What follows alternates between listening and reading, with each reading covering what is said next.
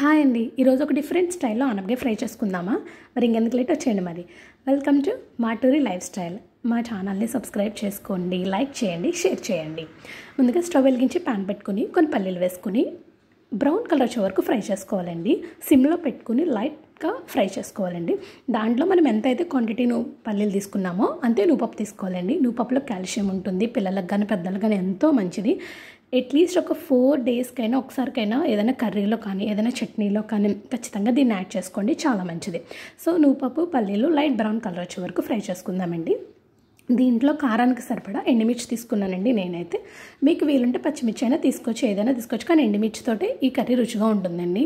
మేమైతే కారం తక్కువ తింటాం కాబట్టి చాలా తక్కువ వేసుకున్నాను. నేనైతే ఒక 5 ఎండుమిరపకాయలు వేసుకున్నాను అంతే. మీకు కావాలంటే ఇంకొంచెం వేసుకోవచ్చు. సరే, ఇవి బ్రౌన్ కలర్ వచ్చేసాయి కదండి. ఫ్రై అయిపోయాక దీన్ని ఒక ప్లేట్లోకి తీసుకుని చల్లారబెట్టుకోవాలన్నమాట అండి. కాసేపు దీన్ని పక్కన పెట్టేద్దాం. ఇప్పుడు అదే స్టవ్ మీద ఇంకొక ప్యాన్ పెట్టుకుని ఆయిల్ వేసుకుని దాంట్లో మినప్పప్పు, ఆవాలు, జీలకర్ర, కరివేపాకు, ఎండుమిర్చి వేసుకుని పోపులు వేసుకుని బాగా ఫ్రై చేసుకోవాలండి. ఏ కూరకైనా పోపే రుచి అండి. సో సిమ్లో పెట్టుకొని మీడియంగా వేయించుకోవాలండి. బాగా ఫ్రై చేసుకోవాలండి. ఈ పోపుని మనం ఆల్రెడీ అందులో ఎండుమిర్చి వేసాం. సో దానికి కారానికి సరిపడా దీంట్లో అయితే నేను పచ్చిమిర్చి ఎన్నో వేయలేదండి, 2 వేసాను. మీకు కావాలంటే ఎండుమిర్చి కూడా వేసుకోవచ్చు. కొద్దిగా ఇంగువ కూడా దాంట్లో వేసుకుని పోపు బాగా ఫ్రై అయిపోయాక ఆనపకాయని తొక్క తీసుకుని చిన్న చిన్న ముక్కలుగా కట్ చేసుకుని దాంట్లో వేసుకోవాలండి. ఆ పోపులో ఈ ఆనపకాయని మొత్తం ఫ్రై చేసుకోవాలండి. ఈ పౌడర్ వేసుకునేటప్పటికి ఆనపకాయ మొత్తం మెత్తగా అయిపోవాలన్నమాట అండి. ఇంకా కర్రీ ఫైనల్ స్టేజ్కి వచ్చాక లాస్ట్లో ఈ పౌడర్ వేసుకోవాలండి.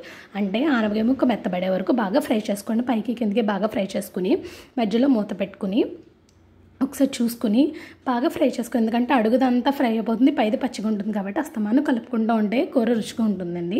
బాగా ఫ్రై చేసుకున్నాక దాంట్లో కొద్దిగా ఉప్పు, కొద్దిగా పసుపు వేసుకోండి. ఇంకా కారం అయితే నేను ఏది ఎక్స్ట్రా యాడ్ చేయట్లేదు. నేను ఎండుమిర్చి వేసాను కదా లాస్ట్లో, నాకైతే అదే సరిపోతుంది. మీకు కావాలనుకుంటే లాస్ట్లో కూర మగ్గిపోయాక వేసుకోండి, ఓకేనా?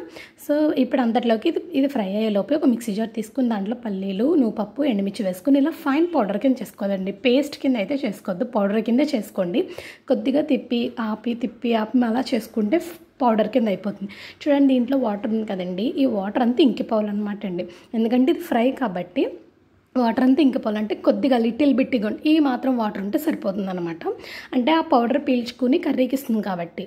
సో ఈ వాటర్ ఉన్నప్పుడు ఆనపకాయని చూసుకుని బాగా మెత్తబడిపోయాక ఈ పౌడర్ని తీసుకొచ్చి ఒకసారి పైకి కింద కలపండి. ఈ స్టేజ్లోనే సాల్ట్ చూసుకోండి, సాల్ట్ సరిపోకపోతే ఇంకొంచెం యాడ్ చేసుకోండి. అంతేనండి, ఫైనల్గా ఆనపకాయ ఫ్రై అయితే రెడీ అయిపోయింది. పిల్లల నుంచి పెద్దవాళ్ళకి కమ్మగా ఉంటుందండి, చాలా ఇష్టంగా తింటారు. ఒకసారి మీరు కూడా ట్రై చేయండి, షేర్ చేయండి, లైక్ చేయండి, సబ్స్క్రైబ్ చేసుకోండి. Thanks for watching, bye bye.